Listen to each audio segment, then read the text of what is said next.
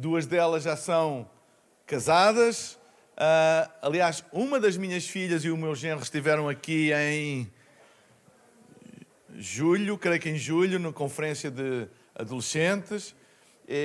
Minha filha mais velha é líder de adoração, é cantora profissional, casada com o Diogo, e eles servem na área criativa da igreja. A minha filha do meio é a Mariana, casada também com o Diogo, outro Diogo, mas é assim. E eles me abençoaram com um neto, o meu primeiro neto. Ser avô é uma coisa sobrenatural, é sobrenatural. É o Elijah, eles são os pastores de jovens em toda a Hillsong, Portugal. E depois tem a minha filha mais nova, que é a Filipa, e ela ainda está connosco, vive connosco. Ela tem 20 anos, está estudando Economia e Gestão. E se houver algum Diogo aqui na sala, no final pode falar comigo. Seria bem mais fácil ter 3 Diogos. Amém. Mas é uma honra estar aqui. Amém? Prontos para a palavra? Obrigado. Eu não sou assim tão espiritual, não preciso de tecladista a tocar atrás de mim. Depois no quarto ponto sobe a banda toda. Amém. Êxodo capítulo 2, versículo 1 a 10. Vamos ler na nova versão internacional. Pode acompanhar aqui no telão. Êxodo capítulo 2, versículo 1 a 10. Prontos para a palavra? Amém. E diz assim: um homem da tribo de Levi casou-se com uma mulher da mesma tribo e ela engravidou e deu à luz um filho. Vendo que era bonito, ela o escondeu por 3 meses. Quando já não podia mais escondê-lo, pegou num cesto feito de junco e o vedou com piche e betume. Colocou nele o menino e deixou o cesto entre os juncos à margem do Nilo. A irmã do menino ficou observando de longe para ver o que lhe aconteceria. A filha de Faraó descera ao Nilo para tomar banho. Enquanto isso, as suas servas andavam pela margem do rio. Nisso viu o cesto entre os juncos e mandou sua criada apanhá-lo. Ao abrir o cesto, viu um bebê chorando. Ficou com compaixão dele e disse: este menino é dos hebreus. Então a irmã do menino aproximou-se e perguntou à filha de Faraó: a senhora quer que eu vá chamar uma mulher dos hebreus para amamentar e criar o menino? Quero, respondeu ela. E a moça foi chamar a mãe do menino. Então a filha do Faraó disse à mulher: leve este menino, amamente-o para mim, e eu lhe pagarei por isso. A mulher levou o menino e o amamentou. Tendo o menino crescido, ela o levou à filha do Faraó, que o adotou, e lhe deu o nome de Moisés, dizendo: porque eu o retirei das águas. Até aqui a palavra do Senhor. O título da minha mensagem hoje é Elohim, o arquiteto do destino. Elohim, o arquiteto do destino. Este é um relato histórico, é uma descrição histórica, uma narrativa histórica do nascimento de Moisés. Ora, quando Moisés nasceu, ele nasceu numa época em que o povo de Israel estava cativo dos egípcios por causa do seu grande crescimento demográfico. Vocês sabem que demografia é poder. Quanto mais um povo se torna grande em número, maior é a sua influência, maior é o seu poder sobre onde estiver. Qualquer comunidade que se torne grande demograficamente, aumenta o seu poder de influência nessa mesma comunidade. E nós sabemos isso. Ora, a Bíblia relata que o número dos hebreus naquela altura crescia a maior percentagem do que o número dos egípcios. Ora, o faraó fez contas e pensou, com o tempo, eles vão se tornar mais em número do que nós e, portanto, mais poderosos do que nós. Porque essa é uma realidade. Quanto maior é a população, a tendência é tornar-se mais poderosa. Então, com medo dos hebreus se tornarem mais poderosos do que os egípcios, ele lançou este decreto maligno de matar à nascença todas as crianças do sexo masculino hebraicas. As parteiras tinham ordens específicas para que, ao nascer ou ajudarem a dar à luz um bebê, se vissem que era do sexo masculino, o matarem imediatamente. Ora, estas foram as circunstâncias nas quais Moisés nasceu. Ora, não eram circunstâncias boas para se nascer, porque ele tinha imediatamente uma condenação à morte sobre ele. E esta é a história de como Deus, Elohim, o Deus Todo-Poderoso, arquiteta todas as coisas, mesmo quando não parece que vai dar certo, mesmo quando não parece que tem jeito de ir para a frente, Deus tem tudo arquitetado, porque não há nada que aconteça que não seja por ação ou permissão divina. Mas mesmo as coisas que acontecem por permissão divina, é porque Ele já tem um plano para as fazer funcionar em favor dos seus planos. É por isso que a palavra de Deus diz que todas as coisas contribuem juntamente para o bem daqueles que amam a Deus e são chamados por seu decreto. Eu queria realçar a palavra juntamente. Há coisas que separadamente não contribuem para o bem, mas quando elas se juntam, elas contribuem. Ou seja, nós tendemos a olhar a vida por frames, por degraus, por épocas, por etapas. E quando nós estamos a passar uma época má, uma época de trevas, ou a passar por um vale, por uma dificuldade, nós tendemos a avaliar toda a nossa vida por essa época. Mas a Bíblia diz que todas as coisas contribuem juntamente. A nossa vida não é apenas o presente, a janela de tempo que tu estás a viver agora. A nossa vida é todas as coisas juntamente.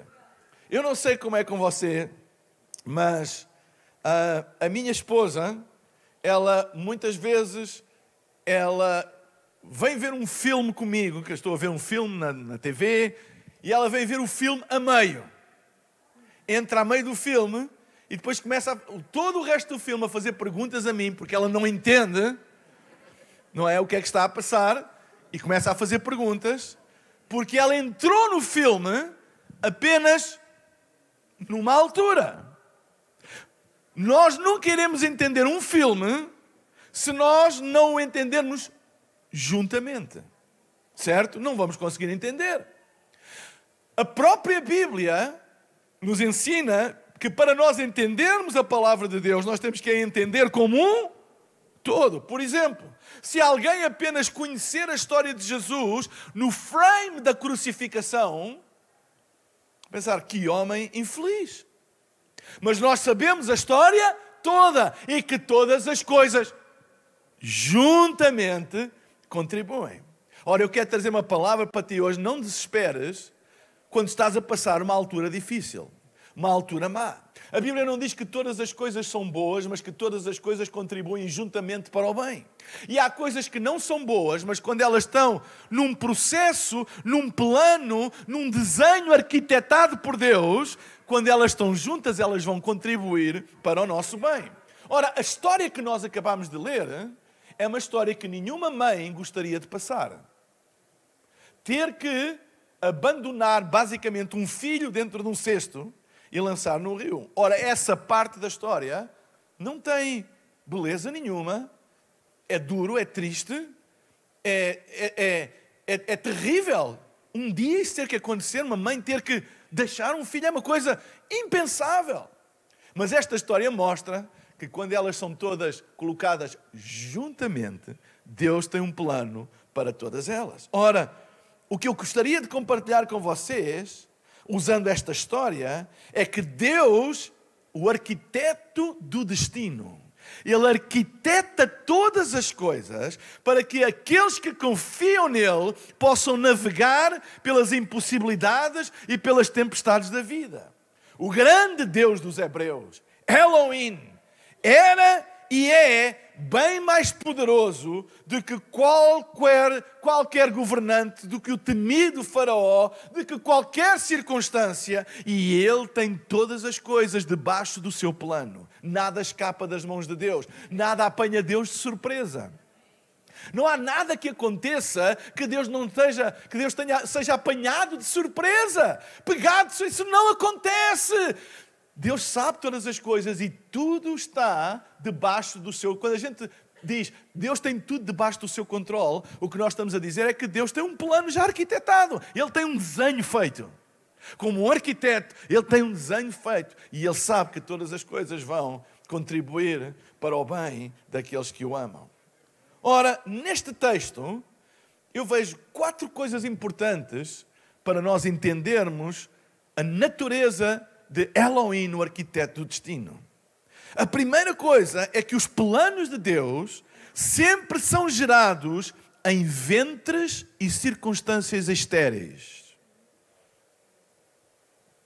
Ao contrário dos planos dos homens que precisam de um ventre fértil, de um terreno fértil para dar à luz alguma coisa, os de Deus, Ele usa ventres e circunstâncias estéreis. O versículo 1 e 2 diz que um homem da tribo de Levi casou-se com uma mulher da mesma tribo e ela engravidou e deu à luz um filho. Vendo que era bonito, ela o escondeu por 3 meses. Ora, este bebê iria ser o libertador dos hebreus. Moisés tornou-se o libertador dos hebreus. Ora, que Deus é este?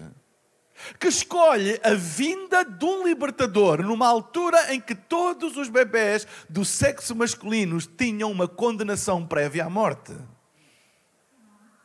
Porque Deus não escolheu noutra altura, numa altura em que isto não acontecesse.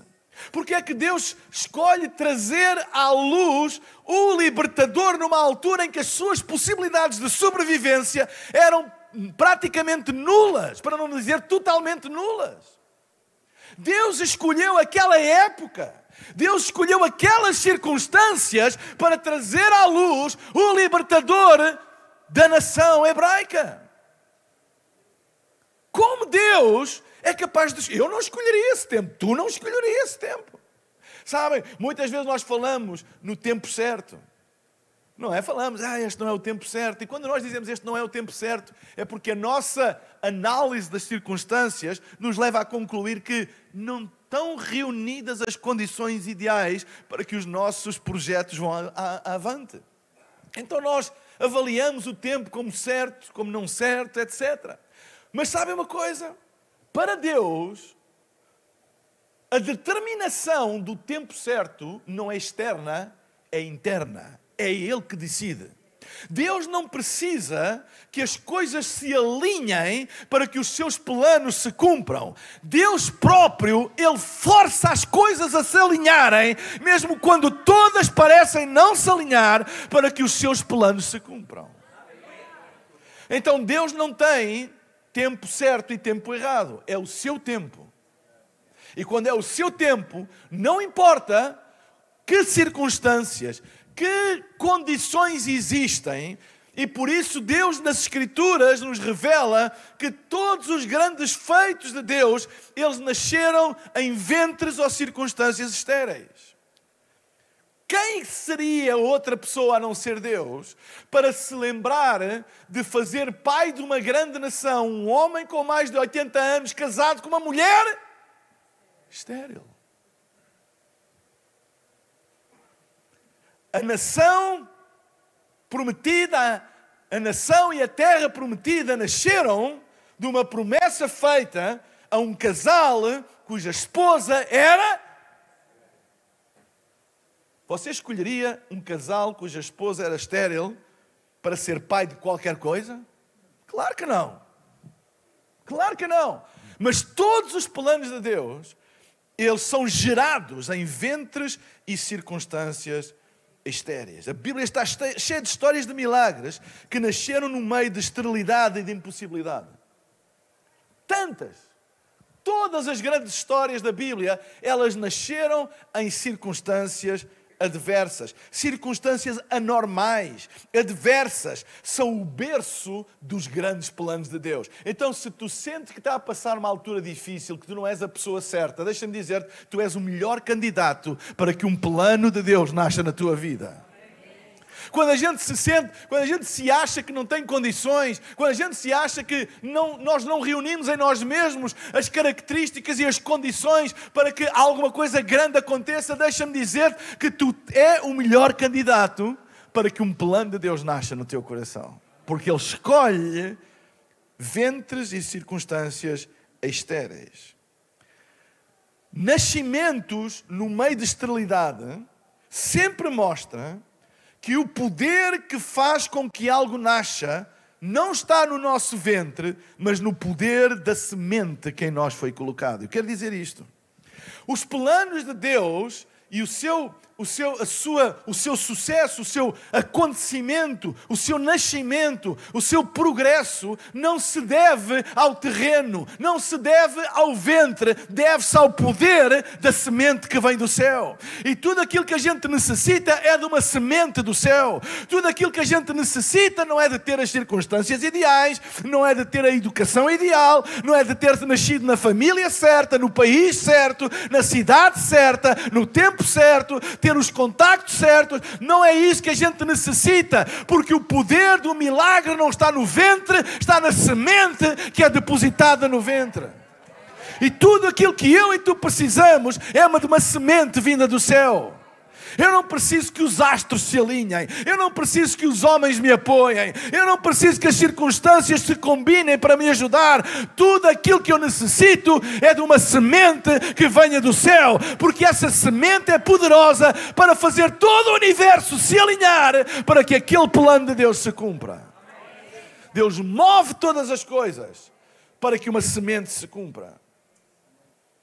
A palavra de Deus não necessita de circunstâncias para se cumprir. A palavra de Deus é poderosa para vergar qualquer circunstância para que ela se cumpra. É por isso que quando Deus libera uma palavra, não importa quando é que ela é liberada, não importa em que circunstâncias ela é anunciada, uma coisa podemos ter a garantia: ela vai fazer e forçar que todas as coisas se alinhem mais cedo ou mais tarde para que ela se cumpra e aconteça. E este é o poder que nós temos de libertar a palavra de Deus. Vira-te para a pessoa que está ao teu lado e diz: tu tens uma semente do céu. Tu tens uma semente do céu. Tudo aquilo que tu precisas é de uma semente do céu. Uma palavra que vem de Deus. Ela não precisa de circunstâncias favoráveis. A Bíblia diz no livro do Gênesis: no princípio criou Deus os céus e a terra era sem forma e vazia, e havia trevas sobre a face do abismo. Esta era a condição: terra sem forma e vazia, e trevas sobre a face do abismo. E disse Deus: haja luz, e houve luz. Tudo o que nós precisamos é de uma semente. Deixa-me dizer uma coisa. Eu ouço pessoas dizerem que Deus não mente. E é verdade, Deus não mente. Mas sabe porquê que Deus não mente? Porque Deus não pode mentir. Eu e tu podemos mentir. Não devemos, mas podemos mentir. Mas Deus não pode mentir. Não, mesmo que Ele quisesse, não conseguia. Eu vou explicar porquê. Porque se eu disser que esta coluna de som é branca, eu estou a mentir. Porque ela não é branca. E se eu disser, não, é branca, eu disse, não, pastor, você ou tem um problema de visão, ou está a mentir. Não. Ela é escura. Cinza escura. Não é branca. Mas se Deus disser, esta coluna é branca, ela fica branca. Porquê? Porque a sua palavra faz com que todas as coisas se alinhem para que ela se cumpra. Então, Deus nunca pode mentir.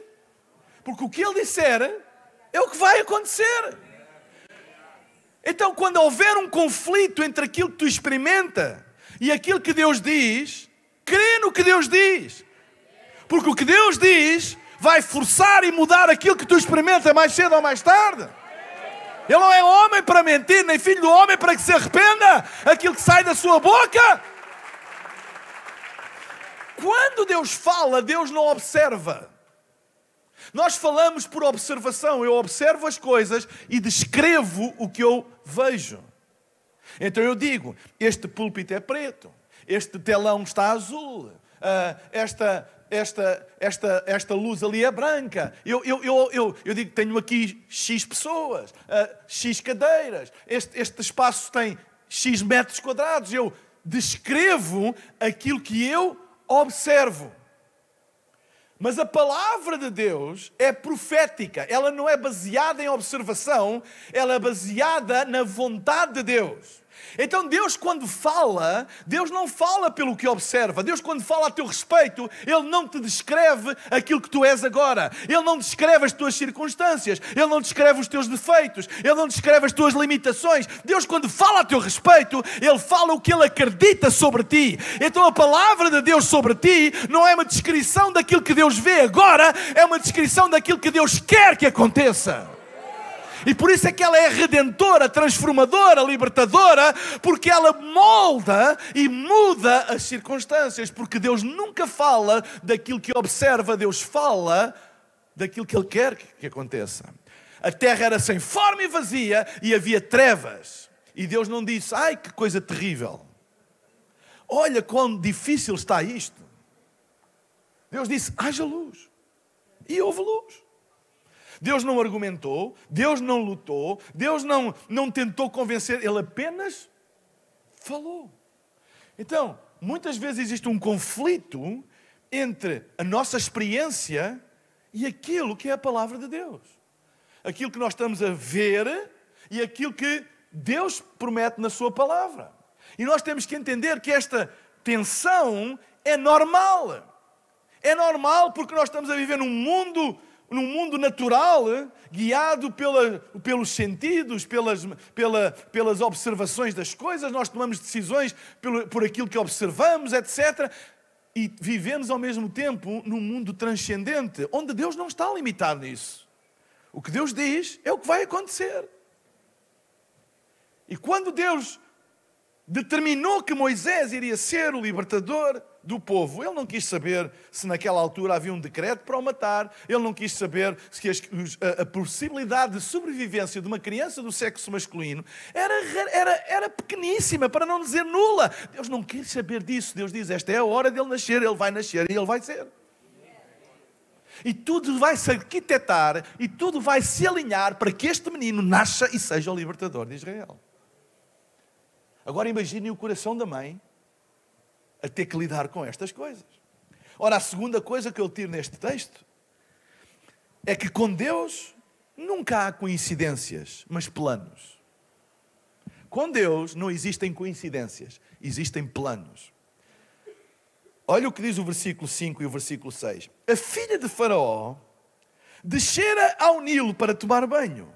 Enquanto isso, as suas servas andavam pela margem do rio. Nisso viu o cesto entre os juncos e mandou a sua criada apanhá-lo. Ao abri-lo, viu um bebê chorando.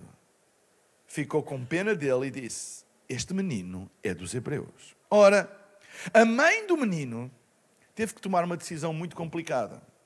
Ela conseguiu esconder aquele menino por 3 meses. Mas você sabe que esconder bebê é uma coisa complicada. Chora. A gente não diz, agora não chora. Ele chora. É complicado esconder. E ela percebeu, porque vivia numa...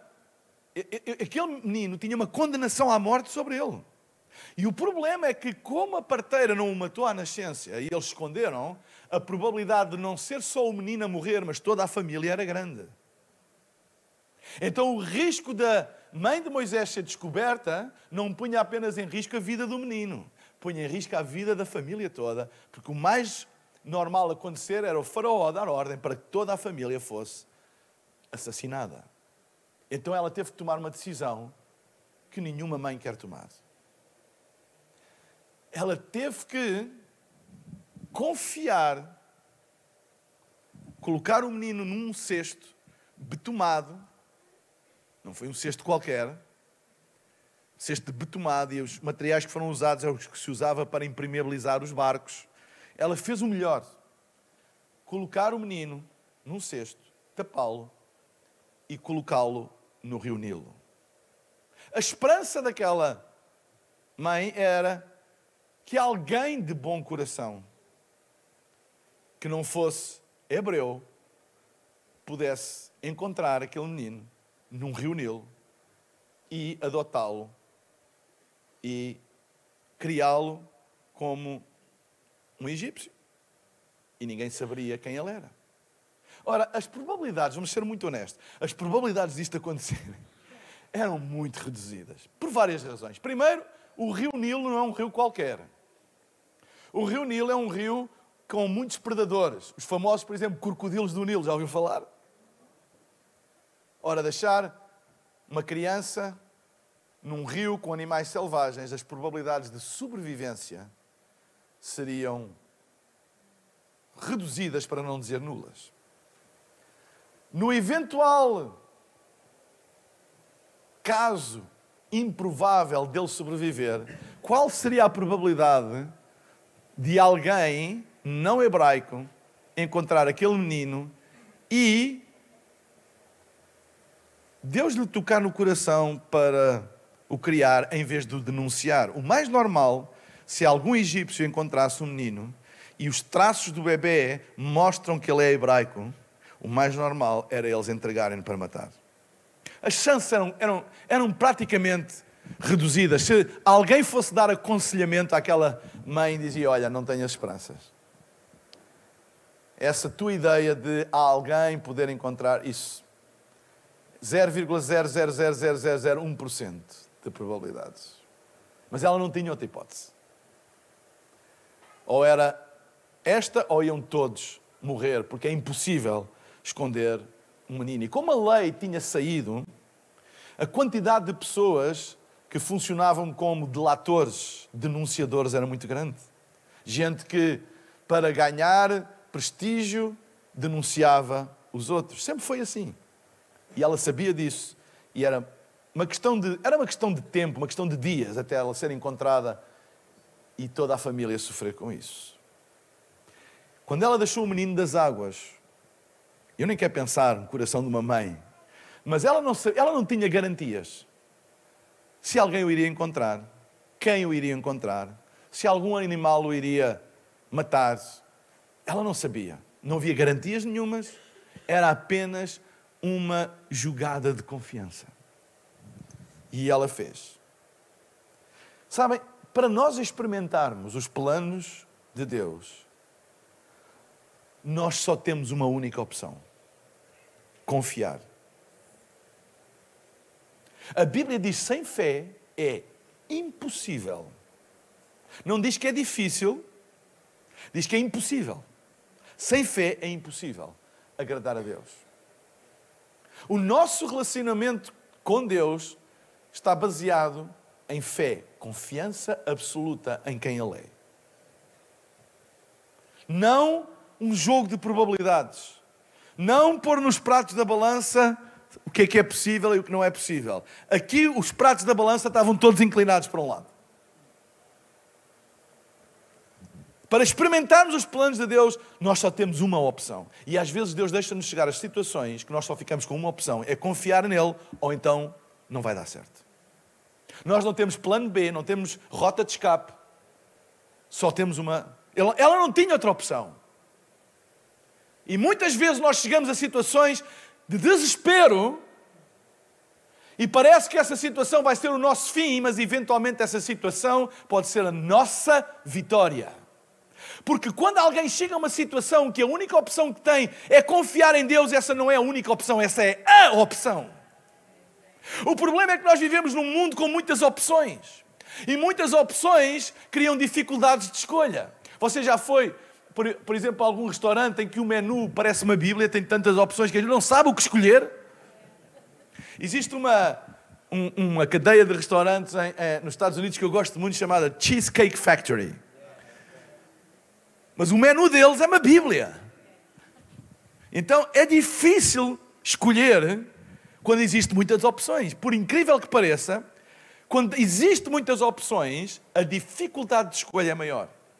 Você sabe que uma das armas de defesa que existem contra predadores é a abundância. Por exemplo, eu já fiz caça submarina.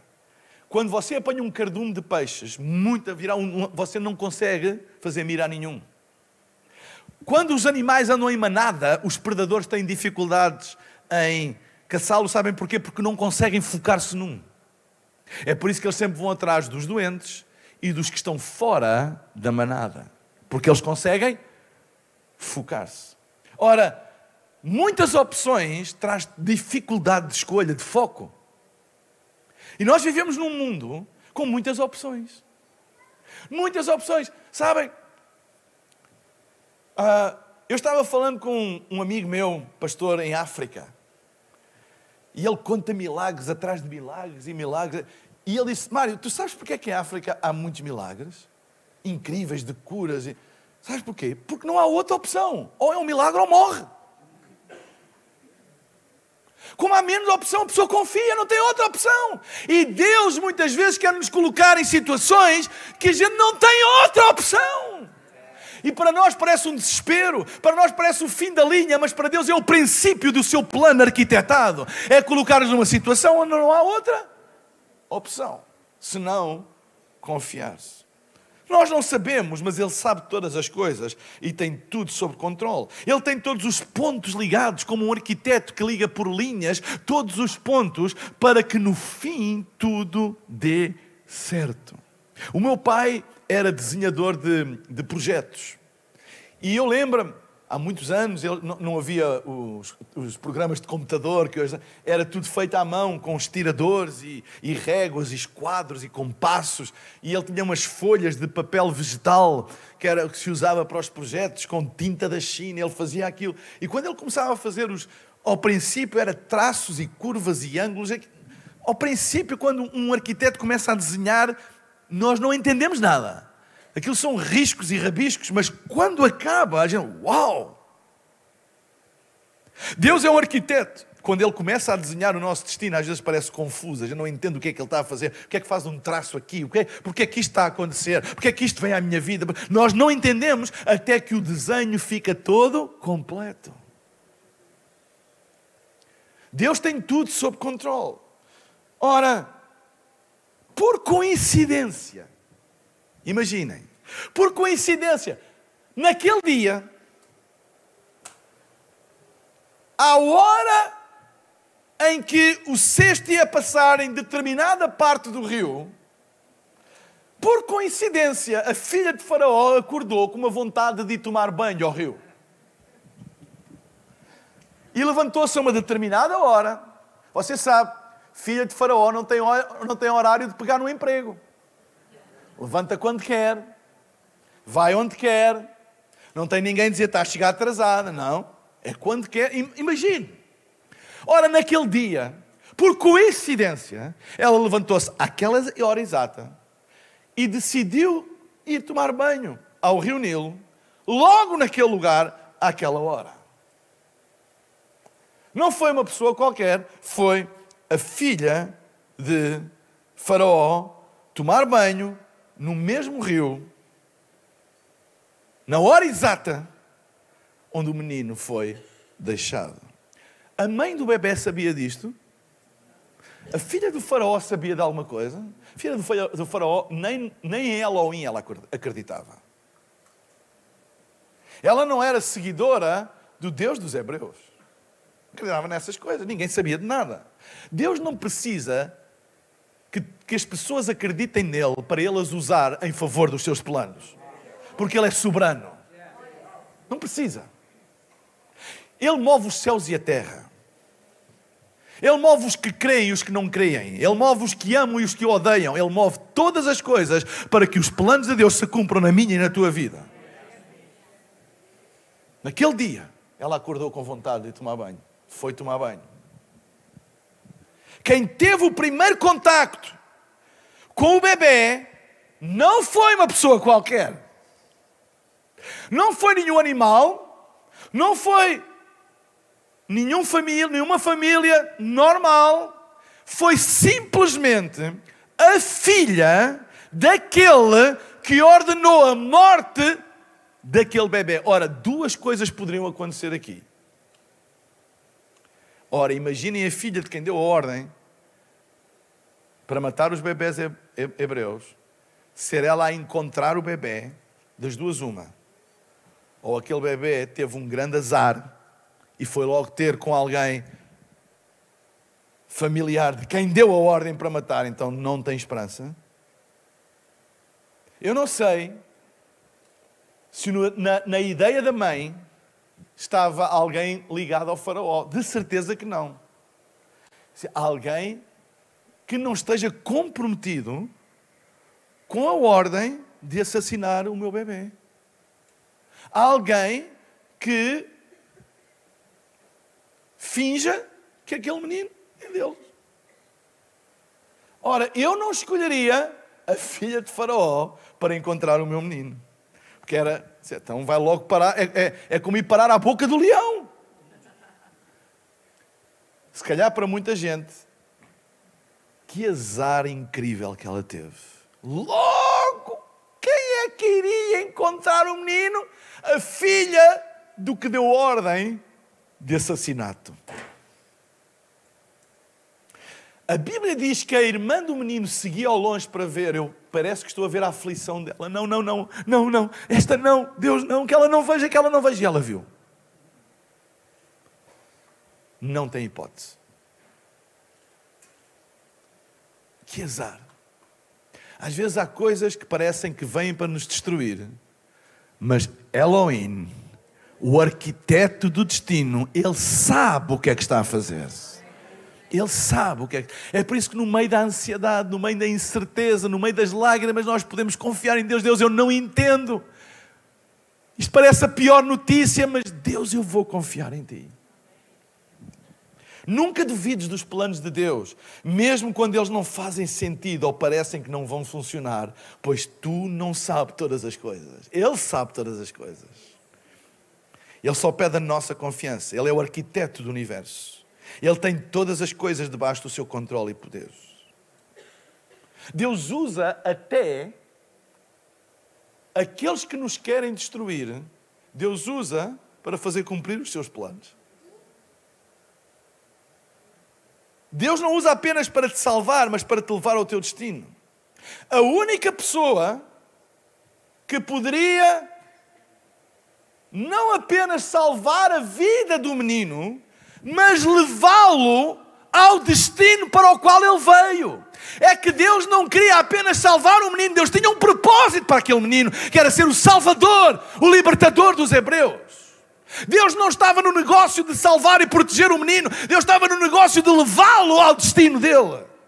A única coisa que a mãe queria era salvar, mas Deus, além de salvar, Ele tinha planos maiores para aquele menino. E por isso Ele arquitetou todas as coisas, não apenas para salvar o menino, mas para levá-lo exatamente onde Deus queria o levar. Ora, um libertador dos hebreus tinha que ter acesso ao palácio. E Elohim, o arquiteto do destino, estava no seu estirador a desenhar todas as coisas. Ele que inspirou a mãe a tomar uma decisão dramática de o deixar. Foi ele que acordou a filha do faraó e lhe pôs o desejo do coração de ir se banhar àquela hora. Ele estava desenhando todas as coisas para que um ponto de viragem na história acontecesse. Pontos são locais onde duas linhas se cruzam, cria um ponto de destino. Quando duas vidas se cruzam, há um ponto de destino que é criado. E Deus estava a criar um ponto de viragem, não só para Moisés, o menino, como também para a filha de Faraó, quando a vida destes dois se cruzaram, não por opção de cada um, mas por plano divino. A vida de Moisés cruzou-se com a vida da filha de Faraó, e naquele momento em que ela olhou para ele, criou-se um ponto de viragem no destino da vida de Moisés. Porque é assim que Deus faz. Deus cria pontos de viragem. Às vezes Ele traça retas, linhas na nossa vida, e nós não sabemos onde é que isto vai dar, o que é que vai acontecer. Não estou a entender, eu não estou a perceber onde é que Deus me vai levar, o que é que eu vou fazer, o que é que o meu filho faz no Rio Jordão. Eu não entendo o que é que vai acontecer. Às vezes nós estamos na linha da vida e nós não entendemos onde é que vai parar, onde é que Deus me vai levar. Eu não estou a ver onde é que Deus me vai levar, até que de repente alguém se cruza na tua vida, e o destino de um cruza-se com o destino do outro, e cria um ponto de viragem, momentos de viragem. Coisas que aparentam vir para destruir, Deus usa-as para conduzir ao nosso destino. Apenas confia e vê. A Bíblia diz, tem uma expressão muito bonita, que diz que a irmã seguia o menino de longe. Há alturas na nossa vida que a gente apenas deve confiar e ver o que Deus vai fazer. Ela não fez nada, ela não tentou interferir, ela apenas seguia e via de longe. E há alturas na nossa vida que a gente tem que descansar em Deus e observar, porque não podemos absolutamente fazer nada. Número 3. Deus faz-nos alcançar favor, mesmo aos olhos daqueles que estão na oposição a Deus e aos seus propósitos. O versículo 6 é um versículo incrível. Diz assim: e abrindo o cesto, viu o menino. E eis que o menino chorava. Eu agora leio na versão Almeida Revista e Corrigida. E diz, e moveu-se de compaixão dele. A Bíblia diz que ela viu o cesto, mandou as suas criadas trazerem. E quando ela abre o cesto, vê o menino, ela imediatamente, diz a Escritura, que ela reconheceu que ela era filha de hebreus. Traços, fisionomia, identificada logo. Ora, quando a filha de Faraó abre e vê que era filha de hebreus, o mais provável era, o que é que iria acontecer? Ela era dizer, olha, alguém está a tentar salvar este menino e não cumpriu a ordem que nós no palácio lançamos. E podia ser a pior notícia para aquele menino. Mas a Bíblia diz, e usa uma expressão que muitas vezes é usada quando Deus se refere inclusive a Jesus, que diz que ela olhou e diz que moveu-se de compaixão. A Bíblia está cheia de exemplos de que o próprio Jesus, quando olhava para determinadas situações, se movia de compaixão. Quando a expressão mover-se de compaixão acontece ou é descrita na Bíblia, é sinal que alguma coisa Deus colocou no coração daquela pessoa e moveu-a. Ora, a Bíblia diz que a filha de Faraó, em vez de ficar furiosa, em vez de ficar indignada, em vez de ficar com ódio, alguma coisa tocou-lhe no seu coração. Quando ela reconheceu que era hebreu, ela moveu-se de íntima compaixão. Que Deus é este? Que Deus é este que até move o coração daqueles que o odeiam, para que os seus planos se cumpram? Diz que o coração se moveu de íntima compaixão. Quem confia em Deus não tem sorte, tem favor. Isto não é sorte, isto é favor. Quem confia em Deus não tem sorte, tem favor. Quando a gente confia nos planos de Deus, mesmo quando não entende, vai haver um dia em que tu vais ver o favor do Senhor sobre a tua vida. Isto é favor.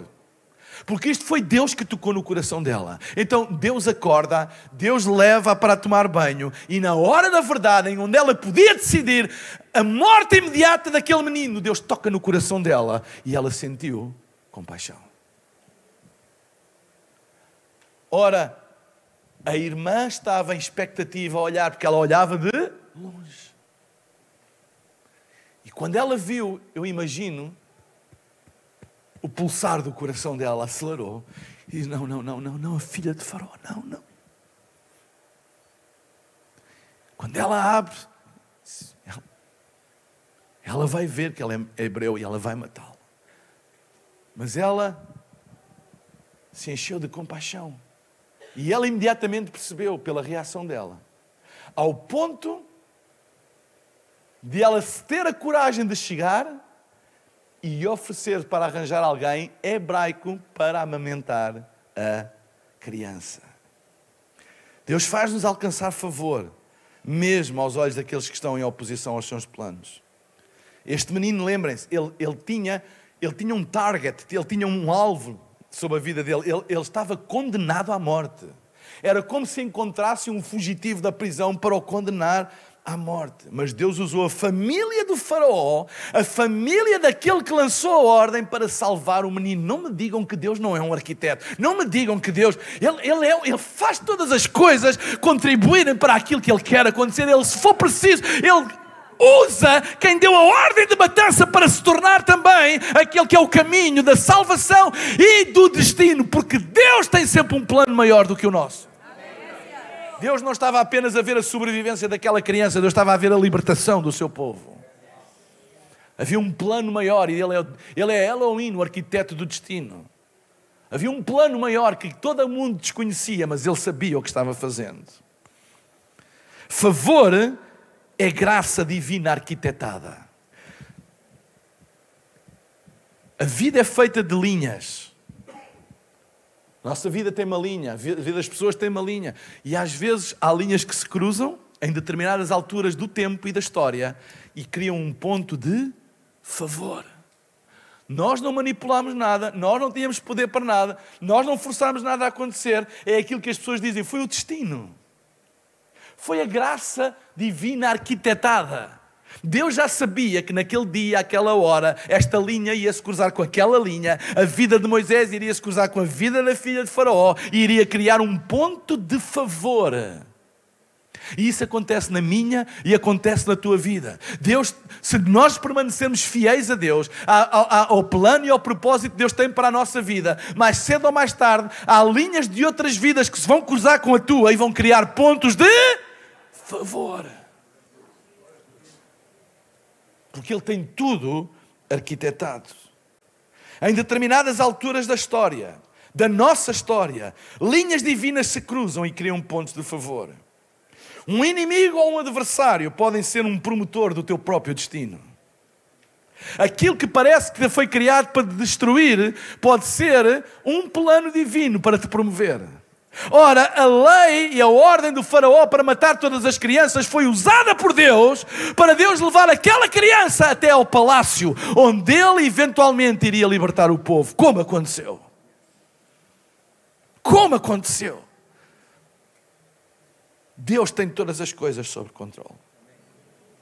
E o quarto e último ponto. Quando Deus tira alguma coisa, é para dar algo melhor. A Bíblia diz, então a irmã do menino aproximou-se e perguntou à filha do Faraó. Isto é lindo. A senhora quer que eu vá chamar uma mulher dos hebreus para amamentar e criar o menino? Quero, respondeu a filha de Faraó. E ela foi chamar quem? A mãe do menino. Eu estou a ver ela chegar ao pai. Mãe, tu não sabes o que aconteceu? Mãe, e ela, o que aconteceu? O que aconteceu? A filha de Faraó encontrou o nosso bebê. E ela, e então? Que tragédia. Disse, não, mãe, não estás a ver. Mãe, não estás a ver o que aconteceu. Eu vi as lágrimas nos olhos dela. Ela apaixonou-se por menino. E queria criá-lo. E eu enchi-me de coragem, fui ter com ela. E disse que se ela quisesse eu iria arranjar uma mulher hebraica para amamentar. E ela disse, vai lá. Mãe, é a tua oportunidade. Tu podes criar o teu próprio filho. E assim foi. Então a filha do faraó disse à mulher, à mãe do menino. Imaginem a mãe do menino encontrar o seu menino. Assim, Deus é fiel, Ele poupou o meu menino. E a filha do faraó vira-se para a mãe do menino e diz assim, leva este menino e amamenta-o para mim e eu te vou pagar por isso. Deus estava cuidando da vida de Moisés. Deus estava cuidando da vida da família de Moisés. Você sabe que ela arranjou um emprego para a vida, criando um menino que tinha uma ordem de morte sobre ele. Agora digam-me lá, isto não é Elohim, o arquiteto do destino, a mexer todas as coisas? Como nós podemos duvidar? Como nós podemos ter medo? Como nós podemos ter incerteza quando nós temos um Deus que move o céu e a terra para que os seus planos se cumpram?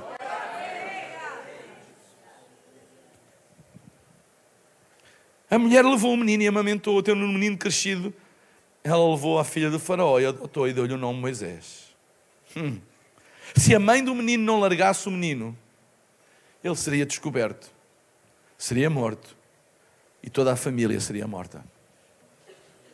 Ela teve que abrir mão. Quando Deus te pede para abrir mão de alguma coisa, é porque Ele tem alguma coisa melhor para te dar. A Bíblia diz que Deus não é ladrão. Ladrão é o diabo. O diabo rouba, o ladrão tira e não dá nada. Mas Deus, quando pede, sempre, escuta, olhe para mim, sempre que Deus te pedir alguma coisa, seja o que for, mesmo que Ele te peça alguma coisa que é a coisa mais preciosa que tu tiveres, mas se Ele te pedir, Ele não tira nada a ninguém. A Bíblia diz que Deus não tira. Diz que a bênção do Senhor enriquece e não acrescenta dores. Ele não tira nada a ninguém. Quando Ele te pede alguma coisa é porque Ele tem algo melhor para te dar. Lembra-te disso, sempre. Sempre. Por isso é que quem retém aquilo que Deus pede, amaldiçoa-se a si próprio. Porquê? Porque está a recusar uma coisa que melhor que Deus tem para ele. Eu lembro-me, as minhas filhas quando eram pequenas e agora o meu neto. Quando ele às vezes deixa cair um pouco de pão no chão e fica sujo e ele agarra e vai voltar a comer e o avô vai e tira-lhe, ele fica zangado. E chora, estou-lhe a tirar o pão. Mas eu não lhe estou a tirar o pão porque eu não quero que ele coma, eu estou-lhe a tirar porque ele está sujo e eu tenho um pão melhor para lhe dar. Ele fica zangado e depois quando eu lhe dou o outro pão ele fica calmo. Quando alguém ama e retira alguma coisa, é sempre porque tem alguma coisa melhor para dar a seguir. É ou não é? Se não, isto não é bom para ti, não, isto vai-te fazer. Então escute, sempre que Deus pedir alguma coisa, não tenha medo. Porque Ele não é ladrão, Ele é abençoador, Ele é Pai. Ele não é usurpador, Ele não quer o nosso mal, Ele não pede nada para nós ficarmos piores, Ele pede porque Ele tem alguma coisa melhor para nos dar. Porque a mãe deixou ir o menino, não somente o menino viveu em segurança, mas toda a família. E agora escutem, esta família que ficou empregada do palácio de Faraó, estava protegida de qualquer sentença de morte que pudesse acontecer. Deus protegeu o menino, Deus levou o menino para o palácio, que era o que ele queria, e contudo, Ele protegeu a vida da família, deu-lhes um sustento para o resto da vida, e impossibilidade deles serem condenados, o que quer que for, porque eles agora estavam debaixo da cobertura do palácio, da filha do faraó. Vocês estão a ver? Elohim, o arquiteto do destino. Vocês acham que isto passava pela cabeça da mãe de Moisés quando ela colocou o menino no cesto? Claro que não! Ela não foi a única coisa que ela queria, era que alguém pudesse salvar o menino. Ela nunca mais o via, mas pelo menos alguém pudesse salvar. Mas Deus tinha alguma coisa melhor. Não apenas para ele, para o menino, mas para toda a família. Ele sabe o futuro, Ele sabe todas as coisas, Ele é o arquiteto de todas as coisas.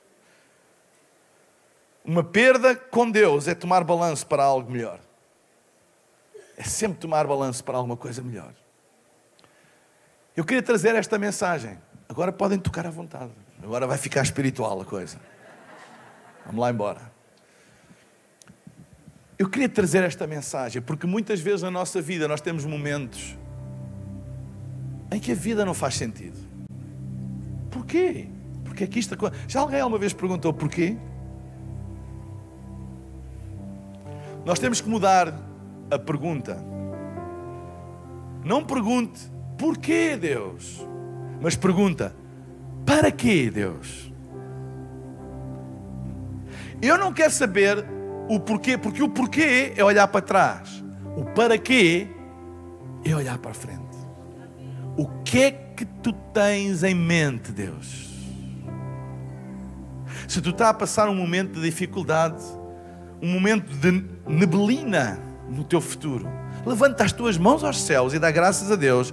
Sim, Deus, eu não entendo. Deus, eu não enxergo nada à minha frente, mas eu confio em Ti, porque eu sei que Tu tens alguma coisa. Tu estás a preparar alguma, Deus. Tu estás a preparar alguma coisa, Deus. Tu estás a arquitetar alguma coisa. Tu és Elohim, o arquiteto do meu destino. Nada te escapa entre os dedos. Nada escapa ao Teu propósito, ao Teu poder. Tu tens tudo arquitetado, Deus. Eu não vejo, eu não entendo, eu não consigo enxergar o que é que Tu vais fazer, mas eu confio em Ti. E a seu tempo, os Teus planos vão se cumprir na minha vida.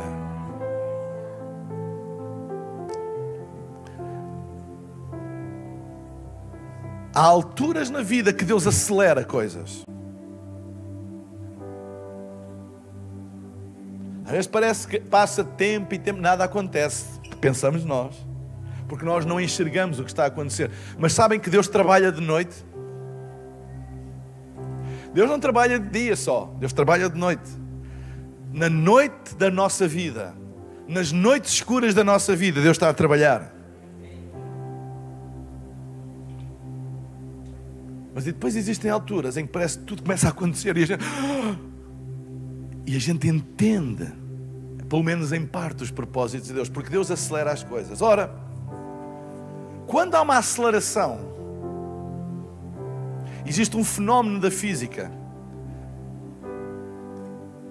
muito interessante de nós entendermos. Em julho, eu estava na Austrália, na conferência da Hillsong na Austrália, e eu fui tomar um café da manhã com um amigo meu que eu tenho lá, que ele é um homem de negócios muito próspero, já o conheço há muitos anos, e ele ia mostrar a sua máquina nova, o seu carro novo. Ele comprou um carro elétrico daqueles todos desportivos que faz dos 0 aos 100 em 3 segundos, uma coisa incrível. Ele foi lá para uma estrada vazia e disse: tu queres ver a aceleração deste carro? Disse: eu quero. Então ele põe o prega fundo, tem a expressão prega fundo aqui, o pedal a fundo do acelerador, e o carro tem um arranque que eu até senti o meu cérebro a vir todo, e o meu corpo foi todo para trás. Você já pensou que a primeira reação do corpo quando se acelera não é para a frente, é ir para trás? Quando dá uma aceleração, por causa da lei da física, da velocidade, o corpo é esmagado contra o assento. Quando Deus começa a acelerar as coisas, parece que há coisas que começam a andar para trás. Mas não é andar para trás, é o poder da aceleração. Quando a nossa vida aparece coisa de Deus, mas isto é um retrocesso. Deus, como é que eu vou fazer? Deus, como é que eu vou agora resolver isto? Oh Deus, parece estar a andar para trás. Levanta os teus braços aos céus e não é andar para trás. O carro está a acelerar. Deus acelerou as coisas, e quando Deus acelera, a primeira coisa que acontece é um kick para trás, mas não é porque estás a retroceder, é o poder da aceleração. E Deus, Elohim, o arquiteto do destino, muitas vezes o tempo passa e Ele está desenhando, planeando todas as coisas, mas quando chega à altura de o destino se cumprir, Ele acelera as coisas. Nós não estamos Você já reparou que a maior parte das vezes que Deus cumpre as suas promessas, a gente não está à espera? Você sabe que às vezes Deus responde a orações que você já se esqueceu delas?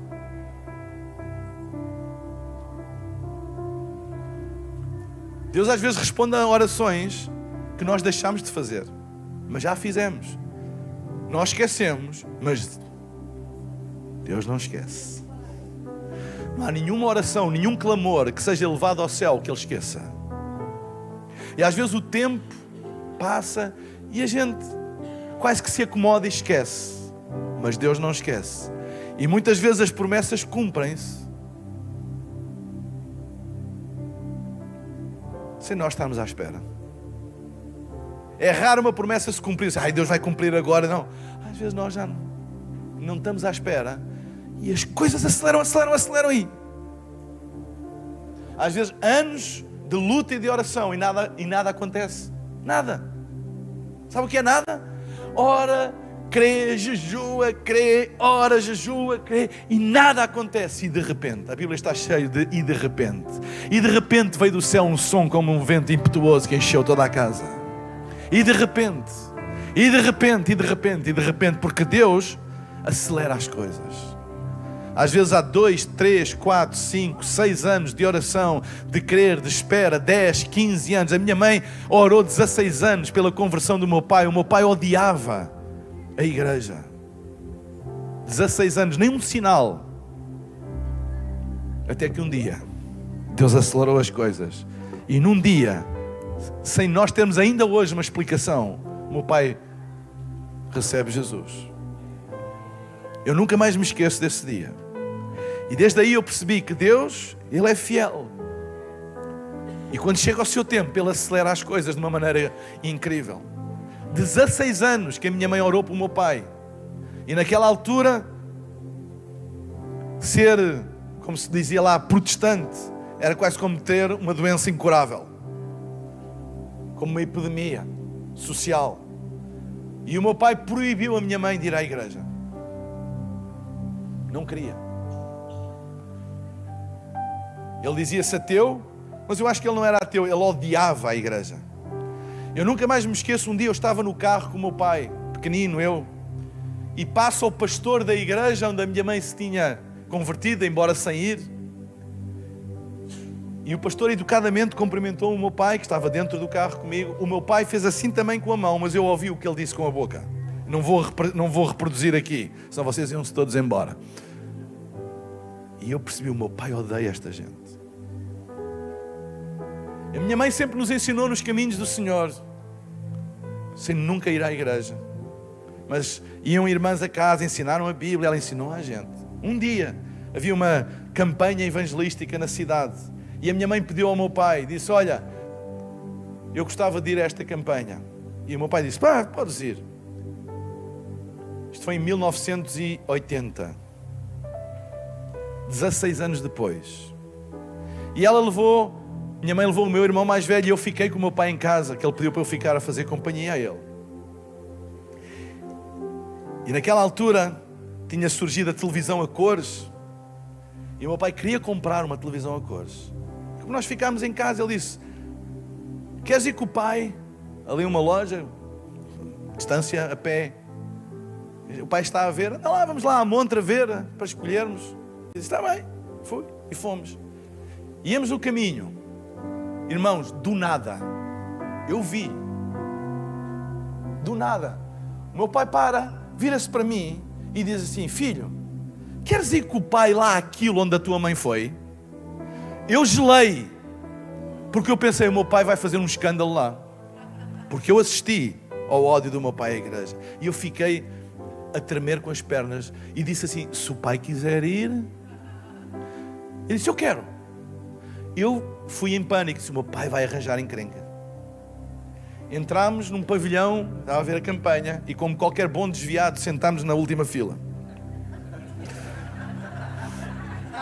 Perdoa os irmãos da última fila. A minha mãe, a meio da reunião, ela depois confessou-nos, ela olhou para trás e viu que nós estávamos lá. E ela teve o mesmo pensamento que eu tive. Ela gelou e disse, ele vem fazer, que ele odeia isto. Mas ele portou-se bem, esteve sossegado o tempo todo, olhou.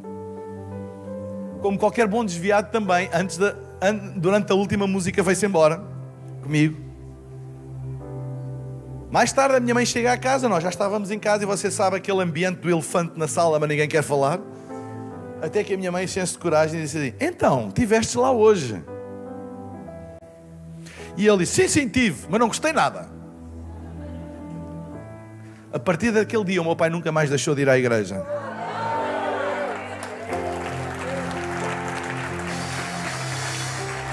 E mais tarde viemos a saber, o meu pai fumava muito, 2 maços de tabaco por dia. Tinha feito tentativas dos médicos de tomar umas pastilhas, até punha uns adesivos no nariz, sei lá, tudo. Não, estava um dia ou 2, ficava cheio de dores de cabeça, não conseguia. Mais tarde o meu pai nos disse, desde o segundo que eu entrei naquele lugar, eu perdi a vontade de fumar. Nunca mais tocou num cigarro na vida. Ninguém lhe disse nada. Ninguém. E para ele foi um sinal. E eu lembro mais tarde, perguntei: pai, o que é que se passou para que a meio do caminho tu disseste que querias lá ir? Ele disse: não sei. Era um ímã que me puxava. 16 anos de oração. Mas naquele dia Deus acelerou as coisas. Deus acelera as coisas. Não desesperes. Não percas a fé. Porque pode demorar 16 anos. Mas Deus em 16 segundos. Ele pode mudar. Porque Ele está a arquitetar todas as coisas. Hoje eu percebo porque é que eu fiquei com o meu pai naquele dia. Porque eu vi o poder do Evangelho. Se Ele pode transformar o meu pai, Ele pode transformar qualquer pessoa. Então eu cresci. E eu cresci num ambiente de igreja em Portugal, onde se sempre dizia: em Portugal nada acontece, as igrejas são pequenas, o povo é duro, ninguém se converte. Eu nunca acreditei nisso. Sabem porquê? Porque eu vi. Disse: como pode dizer ninguém? O povo é duro. O meu pai era duríssimo, mas Deus mudou num segundo. Ninguém lhe falou, ninguém lhe deu um folheto, ninguém o convidou. Ninguém. Eu estava ao lado dele, foi no caminho, ele parou.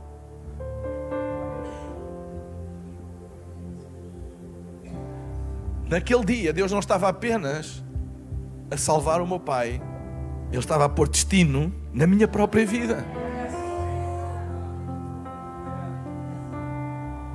Para me ensinar, numa terra onde toda a gente diz que é estéril, que não tem fruto, tu vais dar fruto. Porque tu viste o que eu fiz com o teu pai. Tu vais pregar o Evangelho. E milhares se converterão. Porque tu vês que Ele pode mudar qualquer pessoa num segundo. A minha mãe não orou 16 anos pelo meu pai. A minha mãe orou 16 anos pelo destino da nossa família. Porque Deus usou aquele momento para criar um ponto de contacto no destino, um cruzamento de linhas, que mais tarde se revelou. E hoje nós vemos milhares de salvações todos os anos na nossa igreja. Mas há uma parte que é fruto de 16 anos de oração de uma mulher contra todas as evidências, contra todas as circunstâncias. Ela não estava, sem saber, ela não estava apenas a orar para que Deus salvasse o meu pai. Ela estava a orar e Elohim, o arquiteto do destino, estava no seu estirador. E Ele já estava a ver mais à frente. Ele já estava a ver na eternidade. Ele já estava a ver as milhares e milhares de pessoas que através daquela conversão iriam influenciar a vida do filho, iriam influenciar a vida de líderes, iriam influenciar a vida de igrejas, de nações. Ele estava a arquitetar todas as coisas. Por isso confia em Deus. Ele é Elohim. Elohim, o arquiteto do destino. Fica de pé na presença de Deus.